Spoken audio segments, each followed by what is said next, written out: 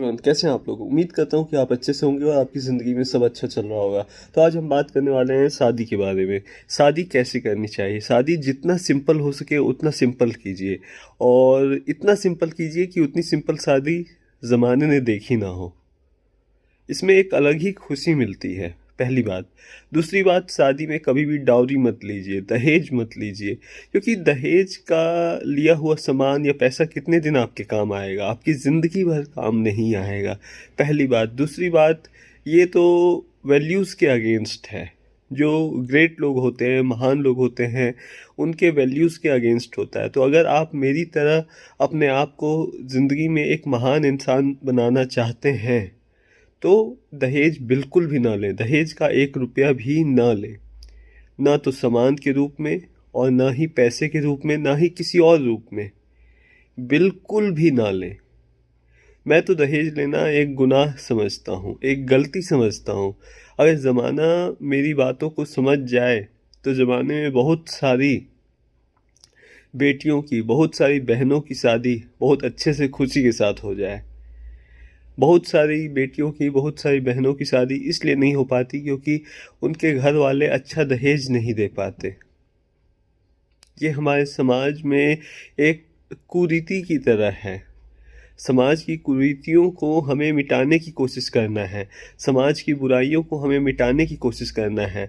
और जब हम खुद शादी करते हैं और हम दहेज नहीं लेते हैं तो ये एक एग्ज़ाम्पल सेट करता है कि और लोग भी ना लें।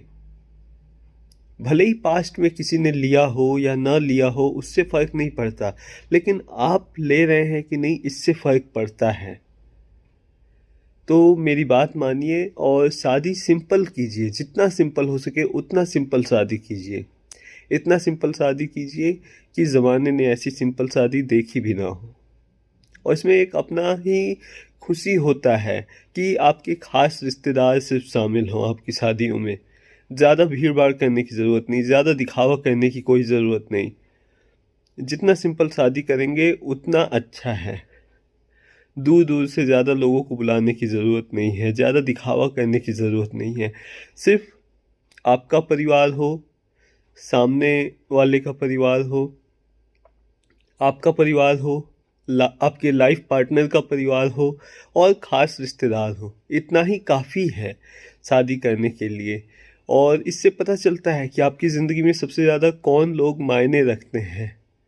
तो मेरी बात मानिए और शादी सिंपल कीजिए। जितना सिंपल हो सके उतना सिंपल कीजिए। और जो पैसा बचता है सिंपल शादी करने से, उस पैसे को बचाइए, उस पैसे को इन्वेस्ट कीजिए अपने फ्यूचर में, अपने बच्चों के फ्यूचर में, ताकि आप एक अच्छी लाइफ जी सकें।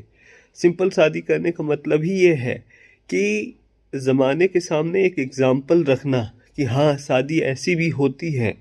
और ज़्यादा भीड़ भाड़, ज़्यादा दिखावा करने की कोई ज़रूरत नहीं है। और शादी जो है बहुत खुशी की चीज़ होती है, बहुत खुशी की बात होती है किसी की भी शादी होती है तो। और शादी में वो सभी चीज़ें जो ज़रूरी नहीं हैं उन्हें मत कीजिए, सिर्फ जो ज़रूरी चीज़ें हैं उन्हें कीजिए। एक एग्ज़ाम्पल सेट कीजिए ज़माने के सामने कि हाँ, शादी हो तो ऐसी हो। बाकी चलता हूँ, फिर मिलते हैं नेक्स्ट वीडियो में। उम्मीद करता हूँ कि आपको मेरी बात समझ आ गई होगी। मैं खुद जब भी शादी करूँगा एक सिंपल शादी करने की पूरी कोशिश करूँगा। बस यही कहना है, और आपसे अलविदा लेते हैं।